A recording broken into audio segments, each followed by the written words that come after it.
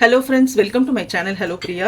இன்னைக்கு வீடியோவில் நம்ம என்ன பார்க்க போகிறோம்னு பார்த்தீங்கன்னா, இந்த பாருங்கள், நம்ம பீச்லலாம் சாப்பிட்ற வேர்க்கடலை சுண்டல் தாங்க. எப்படி இருக்குது பார்த்தீங்களா? இது ரொம்ப ஹெல்த்தியான டிஷ்ஷும் கூடங்க. குழந்தைங்களுக்கு ரொம்ப ரொம்ப பிடிக்கும். ஆயிலே இல்லாமல் குழந்தைங்களுக்கு ஏதாவது ஸ்நாக்ஸ் கொடுக்கணும்னு நினச்சிங்கன்னா இந்த மாதிரி செஞ்சு கொடுங்க. ரொம்ப ஹெல்த்தியாகவும் இருக்கும். ஸோ இது இப்போ எப்படி பண்ணுறதுன்னு நம்ம பார்த்துடலாங்க.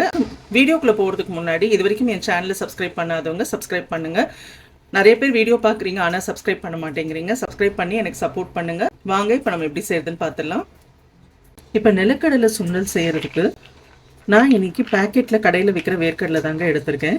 இதை ஒரு 2 மணி நேரம் நல்லா ஊற வச்சுருக்கேங்க. இப்போ இதை நம்ம குக்கரில் சேர்த்துக்கலாம். இப்போ இதில் 1 டம்ளர் தண்ணி விட்டு ஒரு 4 விசில் வச்சு வேக வச்சு எடுத்துக்கலாங்க. இப்போ 4 விசில் வச்சு வேர்க்கடலை வேக வச்சாச்சுங்க. நான் வேக வைக்கும் போது இதில் லைட்டாக உப்பு போட்டிருக்கேங்க.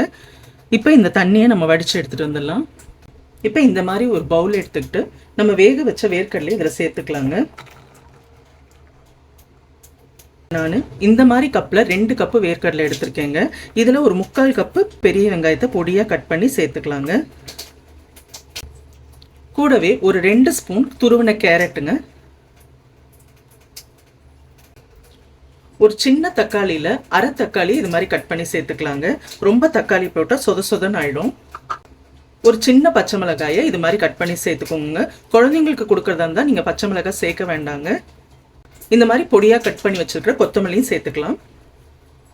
ஒரு 1/4 ஸ்பூன் மிளகாய் தூள், ஒரு 1/4 ஸ்பூன் ஆம்ச்சூர் பவுடர்னு சொல்லுவாங்க.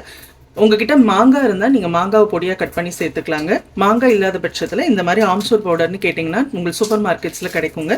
அப்படி இல்லைன்னா நீங்கள் சாட் மசாலா கூட சேர்த்துக்கலாம். அது ஒரு 1/4 ஸ்பூன்.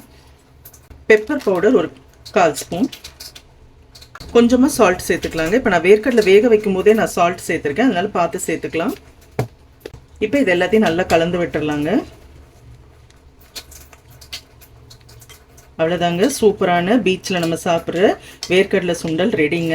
இது ரொம்ப ஹெல்த்தியான டிஷ்ஷும் கூடங்க. குழந்தைங்களுக்கு எண்ணெய் இல்லாமல் நீங்கள் ஏதாவது ஸ்நாக்ஸ் கொடுக்கணும்னு நினச்சிங்கன்னா இந்த மாதிரி கொடுக்கலாங்க. காரம் மட்டும் பசங்களுக்கு கொடுக்கும்போது கம்மி பண்ணிக்கோங்க. இப்போ எல்லாத்தையும் ஒரு தடவை இது மாதிரி கலந்து விட்டுட்டு கொஞ்சமாக லெமனை இப்படி மேலே புழிஞ்சு விட்டுருங்க. இப்போ லைட்டாக மிக்ஸ் பண்ணி விடுங்க லெமன் புழிஞ்சிட்டு.